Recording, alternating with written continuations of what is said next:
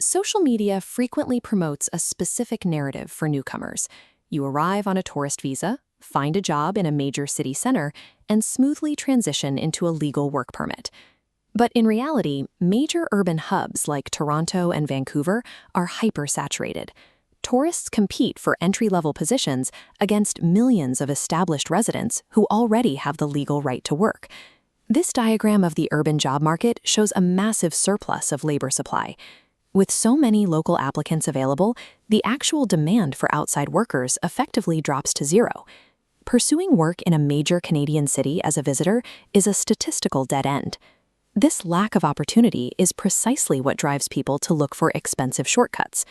Predatory consultants exploit this desperation, charging fees as high as $50,000 for promises of a guaranteed job. Most of these fees are tied to securing a specific government document, the Labor Market Impact Assessment, or LMIA. This flowchart illustrates the primary legal hurdle. To hire a foreigner, employers must first prove to the government that no Canadian was available. But in crowded cities, hundreds of locals apply for every opening, making it nearly impossible to prove a genuine labor shortage.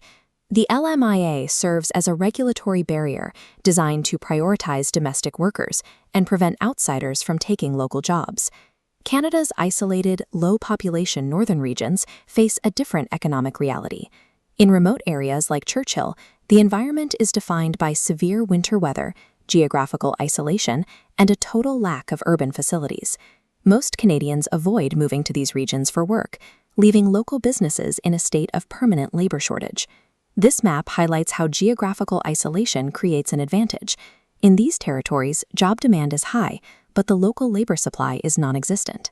Because there are no local applicants, the government quickly approves LMIA requests for foreign workers to keep these essential northern businesses running. Relocating to these regions turns the country's strictest labor law into a legal pathway for employment. You can find these opportunities yourself by searching the official government job bank for remote positions that are already LMIA approved.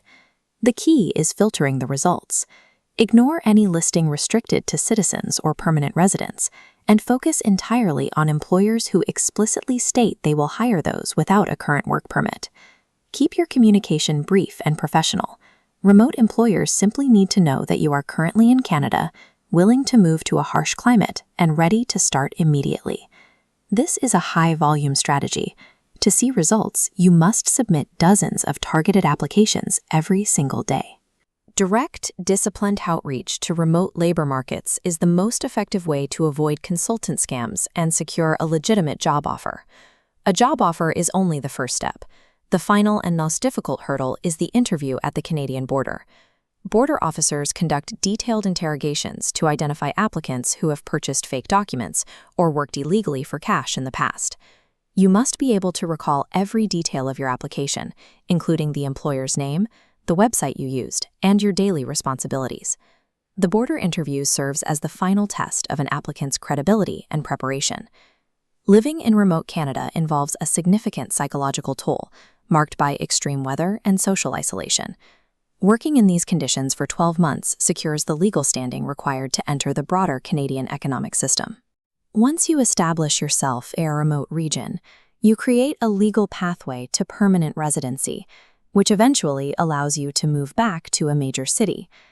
Trading the comfort of a big city for the labor needs of a remote employer is the most reliable way to transition from a tourist visa to a permanent life in Canada.